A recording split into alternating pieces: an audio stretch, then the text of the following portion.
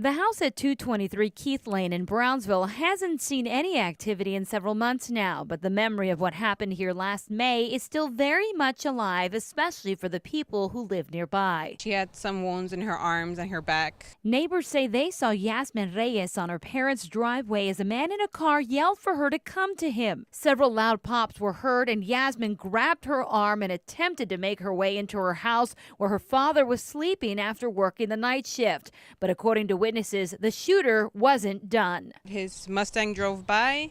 He got off the car and he began shooting the lady. Yasmin lay bleeding as this woman ran to her aid with 911 on the line. She was just screaming for her dad. So I called her dad's name out like 4 or 5 times before he came out.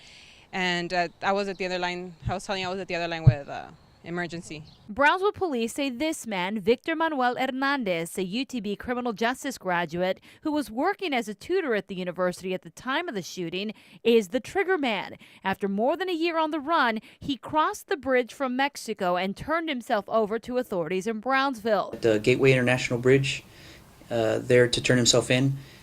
He was there with his attorney. The family he's accused of terrorizing has since moved away. Well, she was afraid he would come back. This witness and her family are also relieved to hear he's behind bars since they saw what happened here and wanted justice for the young woman who nearly lost her life. It does make me feel safer because since they were telling me that since a friend and I saw everything, that probably he would come back as well, but thank God he hasn't.